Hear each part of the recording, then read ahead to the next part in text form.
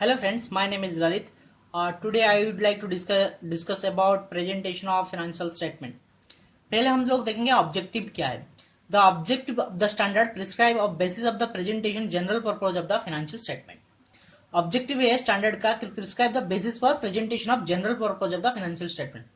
और क्या है? To ensure comparability both with the entities financial statement of previous periods and with the financial statement of other entities. क्या है? First, the objective of the standard to prescribe the basis of presentation of general purpose financial statements and to ensure the comparability both with the entities financial statement of previous period and with the financial statements of the other entities. Okay, और इसका scope क्या है देखते हैं. Scope है it applies to purpose of the financial statement. It applies to purpose of the financial statement that are prepared and presented in accordance with the Indian Accounting Standard Rule 2015, which is notified by MCA. देखिए, first objective तो है standard prescribe the basis of the presentation of general purpose of the financial statement.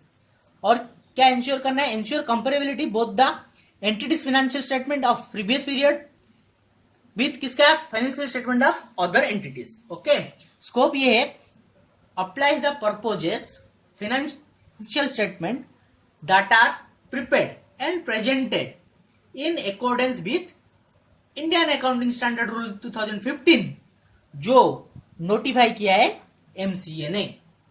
ठीक है.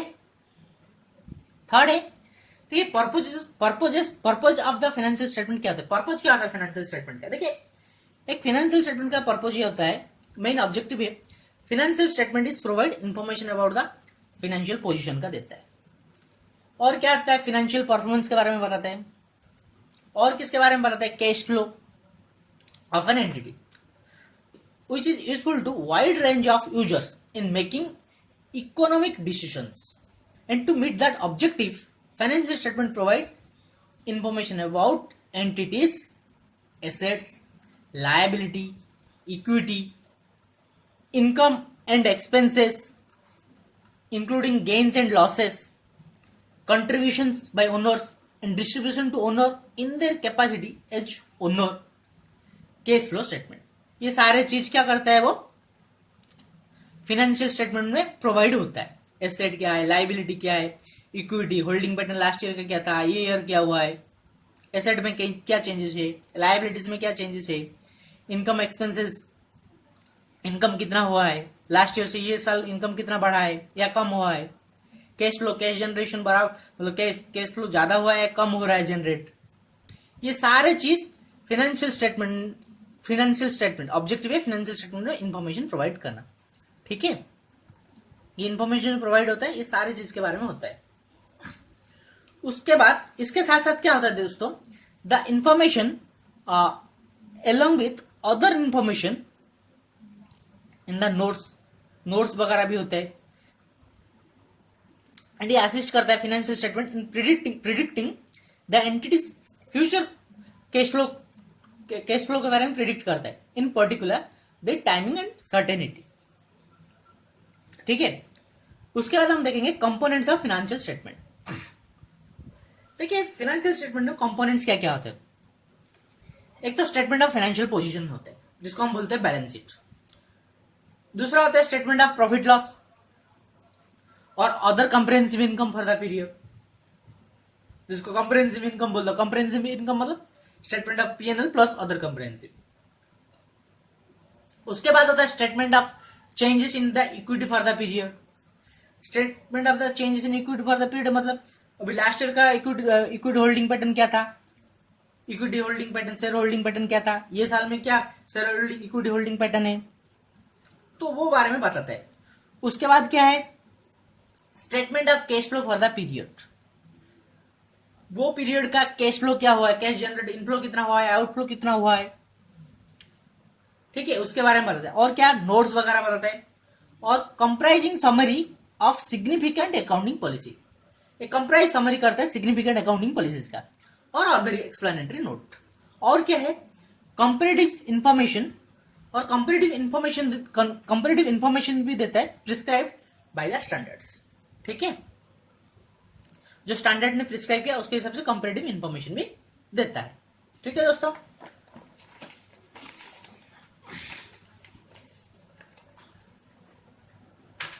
अभी देखेंगे general features क्या है। देखिए फर्स्ट है true and fair view of the presentation and compliance. Financial statement and presentation shall present A true and fair view of the financial positions, financial performance and cash flow of an entity. देखिए true and fair view देता है किसका, of presentation and compliance. Financial statement and presentation shall present a true and fair view of the financial position or financial performance or cash flow of an entity. Additional disclosure when necessary is presumed to result in the financial statement that achieve a fair presentation. Additional disclosure देना है जब भी ये necessary लग रहा है कि result of financial statement that achieve a fair presentation कर सकता है। ठीक है, उसके बाद गोइंग कंसर्न। दोस्तों हम लोगों ने अकाउंटिंग स्टैंडर्ड रूल 2006 में देखा है कि अकाउंटिंग एजम्पशंस में हम क्या क्या देखा था, गोइंग कंसर्न है, एक्रूअल बेसिस है, कंसिस्टेंसी। तो वही चीज है। ठीक है, जब financial statement are normally prepared assuming that entity is going concern and will continue in operation futures. हम क्या जब भी हमने नॉर्मली ऐसे फाइनेंशियल स्टेटमेंट बनाते तो हम यही एज्यूम करके चलता है कि ये गोइंग कंसर्न है and will continue in operation future में भी ये ऐसे ही रहेगा, मतलब कुछ प्रॉब्लम होगा नहीं करके हम ऐसा एज्यूम करके चलते। But when management is aware in making it's assessment of material uncertainty related to events or conditions that may cast significant doubt upon the entity's ability to continue as a going concern, the entity shall disclose that uncertainty. देखिए जब भी management को ये feel होता है या aware होता है कि making it's assessment material uncertainty से कुछ इन फ्यूचर में जाकर, तो मैनेजमेंट को वो अनसर्टेनिटी के बारे में डिस्क्लोज करना है, फैक्ट डिस्क्लोज करना है कि क्यों डिसकंटिन्यू होगा या कुछ अनसर्टेनिटी है इन फ्यूचर, तो वो फैक्ट डिस्क्लोज करना है। Accrual basis of accounting entity shall prepare its financial statement except for cash flow information using accrual basis of accounting. कभी भी कैश बेसिस में अकाउंट्स फॉलो नहीं होता है। एक्रूअल बेसिस में हर एंटिटी अपना फाइनेंशियल स्टेटमेंट प्रिपरेशन भी करता है एक्सेप्ट फॉर कैश फ्लो को छोड़ के, क्योंकि कैश फ्लो तो कैश इनफ्लो और कैश आउटफ्लो ही होता है, उसके ऊपर कैश फ्लो बनता है। ठीक है, मेटेरियलिटी एंड एग्रीगेशन। देखिए an entity shall present separately is material class of similar item. देखिए जो सिमिलर आइटम्स है उसको एग्रीगेशन करके एंटिटी बना सकता है, उसको अलग अलग दिखाने की जरूरत नहीं। But entity shall present separately items at a dissimilar nature, जो डिसिमिलर मतलब जो सिमिलर नेचर की नहीं है, जो अलग अलग है, जिसमें material function only there immaterial expect when required by law. जब कुछ डिस्क्लोज करने की जरूरत है तब वो सेपरेटली वो सारी चीज डिसिमिलर इन नेचर, तो उसको सेपरेटली डिस्क्लोज करने की जरूरत है। ठीक है, consistency presentation and classification item financial statement shall be retain from the period to next period unless change amended in days. देखिए कंसिस्टेंसी होना चाहिए, ऐसा नहीं है कि ये साल मैंने फिबो मेथड यूज कर लिया इन्वेंटरी वैल्यूएशन से, अगले साल मैंने क्या करेगा एवरेज मेथड यूज कर लूंगा, ये ऐसा नहीं होना चाहिए। कंसिस्टेंसी होना चाहिए। आपने ये साल फिबो मेथड ही यूज किया तो फिर अगले साल भी फिबो मेथड ही यूज करो। ये साल आपने डेप्रिसिएशन के लिए एसएलएम मेथड यूज कर लिया, अगले साल आप फिर डब्ल्यूडीवी मेथड यूज करोगे, ऐसा नहीं होना चाहिए। एसएलएम मेथड यूज किया तो एसएलएम मेथड ही यूज करना चाहिए। ऑफसेटिंग, देखिए an entity shall not offset asset and liabilities और इनकम एंड एक्सपेंसेस। देखिए एंटिटी ऐसे नहीं कि वो एसेट के साथ लायबिलिटी का ऑफसेट कर दे या इनकम के साथ एक्सपेंडिचर को एक्सपेंसेस का ऑफसेट कर दे, ऑनलेस रिक्वायर्ड और परमिटेड बाय इंडेस। एंटिटी को एसेट का अलग से दिखाना चाहिए, लायबिलिटी को अलग ही दिखाना चाहिए। एसेट के साथ लायबिलिटी का ऑफसेट नहीं करना चाहिए, वही इनकम का भी एक्सपेंसेस के साथ ऑफसेट नहीं करना चाहिए जब तक इंडेस परमिट नहीं देता है। ठीक है, उसके बाद कंपैरेटिव इंफॉर्मेशन। देखिए an entity shall present as a minimum two balance sheet. एक एंटिटी को मिनिमम 2 बैलेंस शीट प्रेजेंट करना पड़ेगा, 2 स्टेटमेंट ऑफ P&L प्रेजेंट करना पड़ेगा, 2 statement of cash flow present करेगा, 2 statement of changes in equity करेगा and related notes. Comparative information के लिए प्रेजेंट कंपनी क्या करेगा, करंट ईयर का बैलेंस शीट बनाएगा और प्रीवियस ईयर का बैलेंस शीट रहेगा, करंट ईयर का P&L रहेगा, प्रीवियस ईयर का P&L रहेगा, करंट ईयर का कैश फ्लो रहेगा, प्रीवियस ईयर का कैश फ्लो रहेगा। ठीक है, कम से कम minimum 2 balance sheet, 2 statement of P&L and 2 statement of cash flow तो बनाएगा। ठीक है, और third statement of financial position is required to be presented if an entity respectively applies इन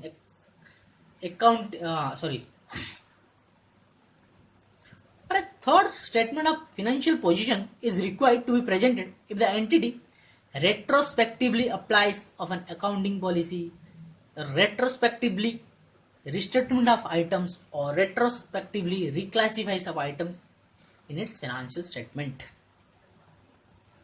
देखिए, इन एंटिटी को third financial statement of financial position बनाना पड़ेगा।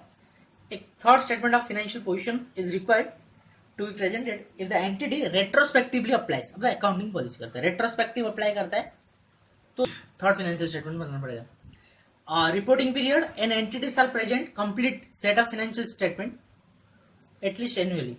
एंटिटी को एटलीस्ट एनुअली उसको present complete set of financial statement बनाना पड़ेगा। ठीक है, इंक्लूडिंग कंपेरेटिव इंफॉर्मेशन। ठीक है, एटलीस्ट एनुअली एक एंटिटी को shall present complete financial statement. ठीक है, if entity changes the reporting period longer और शॉर्टर, एंटिटी ने चेंज किया उसका रिपोर्टिंग पीरियड लॉन्गर या शॉर्टर किया, then disclose the reason behind for using longer and shorter. उसने लॉन्गर और शॉर्टर क्यों किया, उसको जो रीजन बिहाइंड है वो सारे चीज डिस्क्लोज करना पड़ेगा। फैक्ट क्या है ये लॉन्गर और शॉर्टर करने के, वो डिस्क्लोज करना पड़ेगा। Instead that amounts are not entirely comparable, and वो अमाउंट्स भी बताना पड़ेगा जो नॉट एंटायरली कंपेरेबल है। थैंक यू दोस्तों।